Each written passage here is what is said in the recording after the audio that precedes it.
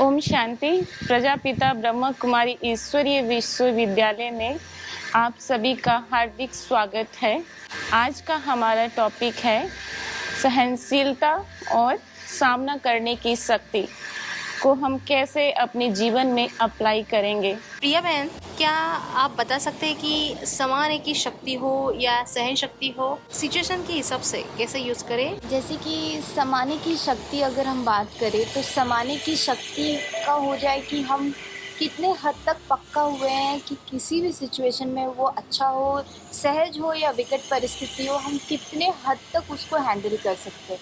क्योंकि अगर कोई परिस्थिति विकट आती है, बुरी परिस्थिति आती है, तो हमें पता है कि हमें एकाग्रचित्त हो जाना चाहिए, उसको कैसे हैंडल करना चाहिए। जो भी प्रॉब्लम्स आई है उसका सल्यूशन क्या है, हम उस पर फोकस करें, एकाग्र मन को करें, तब हमें पता चल जाता है कि हम समाने की शक्ति है। भगवान हमें सफलता प्राप्त करवा रहा है तो हमें उसे भी सहना आना चाहिए, उसमें भी हमारा दिमाग एकाग्र हो, हम अपना स्वधर्म में रहे। जो आत्मा का स्वधर्म होता है शांत, तो हमें वो भी समाने की शक्ति होनी चाहिए। दोनों हो, बुरा हो या अच्छा हो, हमें दोनों समाने की शक्ति होनी चाहिए। नीता बहन, आपने कैसे यूज किया है? आपके लाइफ में कोई ऐसे कुछ एक्सपीरियंस है? देखो, सबसे अच्छी क्वेश्चन तो मुझे ये लगा सहन शक्ति, और मेरे अंदर जो विशेषता मैं ज़्यादातर सहन शक्ति का बहुत ज़्यादा अप्लाई करती हूँ। सहन शक्ति से बहुत ज़्यादा फ़ायदा है।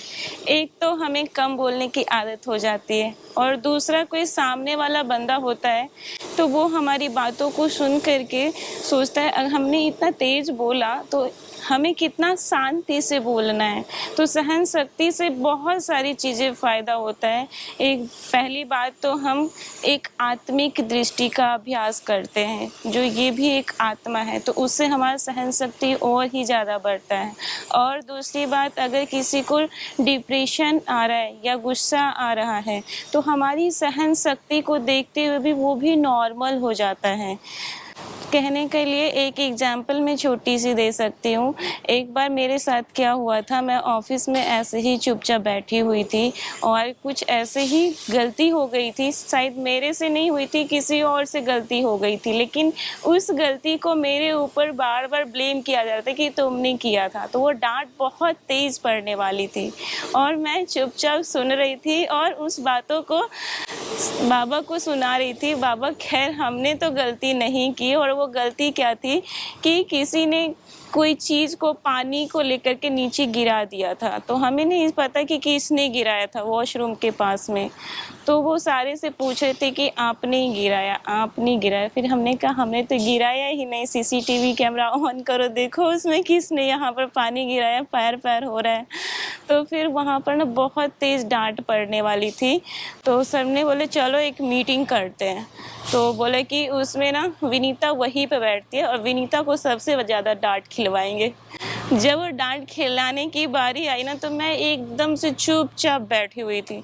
सबने कहा इसने तो कोई गलती किया ही नहीं, सीसीटीवी कैमरा में देखा तो कहते इसने तो कोई गलती नहीं किया, फिर उसके पीछे सब क्यों पड़े हुए हो। तो सहन शक्ति से ये बहुत बड़ा फ़ायदा होता है। कहते देखो ये कभी गुस्सा नहीं करती है, कभी ज़्यादा बोलती भी नहीं है। तो तुम लोग सीखो इससे। जहाँ तक कि जो डांट पड़ने वाली थी वो डांट हमें नहीं पड़ी, और वो डांट वहीं की वहीं सब कुछ ख़त्म हो गया। बोला देखो जिसकी जो गलती है वो सब अपना अपना एक्सेप्ट करो, और ऐसे नहीं करना चाहिए था हमें। आदित्य बहन, आप बता सकते हो कि सहन शक्ति का कुछ आपने भी कुछ एक्सपीरियंस किया है? हाँ। शांति से हम किसी भी परिस्थिति का सामना कर सकते हैं। और सहन शक्ति का देखा जाए तो अगर हम पे कोई चिल्ला रहा है, हम डांट रहे हैं, तो अगर हमारे पर मनसा में भी कुछ आ रहा है तो कम से कम वाचा में नहीं लाना चाहिए। ये बहुत बार मुरली में बाबा ने कहा है।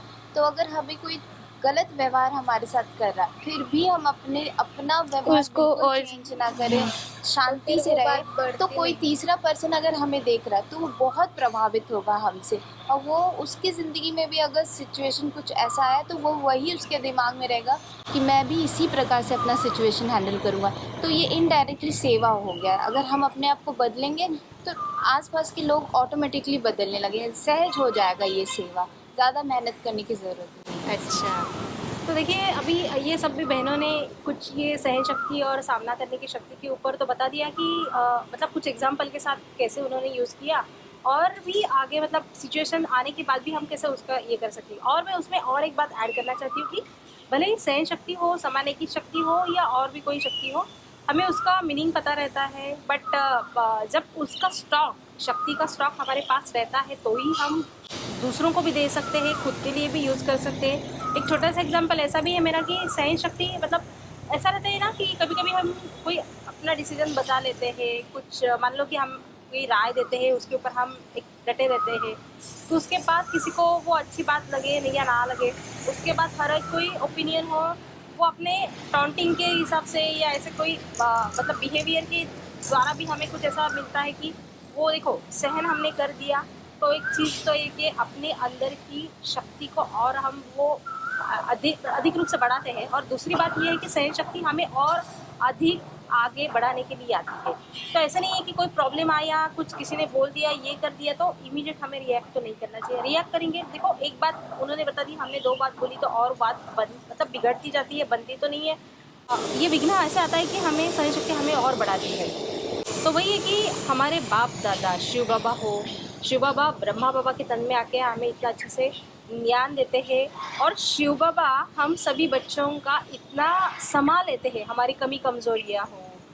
बाप बच्चों की कमजोरी दिखाते नहीं है, मतलब किसी के ऊपर ऐसे मतलब हमें Blame हल्का कर देते ग्लानि हैं नहीं ना, करते, Blame नहीं ग्लानि नहीं करते। करते, उसको तो सुधारने की संभाल लेता है, बाप संभाल लेता है। तो वैसे ही हमें वो शक्ति का इम्प्लीमेंट करके सबको समाना है। मतलब जो भी हम बिहेवियर हो, हमारा बर्तन हो, हमारी चाल चलन हो, हमारा बोल हो, उससे भी कुछ लोगों को प्रभाव तो पड़े कि बाबा ये शक्ति का यूज़ हम कैसे करते हैं। अभी हमने जो सभी बहनों ने जो चर्चा की आज, उसके ऊपर आप सभी युवा पीढ़ी भी उसके ऊपर क्या आपकी भी राय है, आपका भी क्या फीडबैक है, आप भी इसके हमें ऊपर कमेंट्स दे सकते हैं हमारे इस परिचर्चा के कमेंट करके जरूर। लाइक कर यस सकते हैं। यस। ओम शांति। ओम शांति। अच्छा।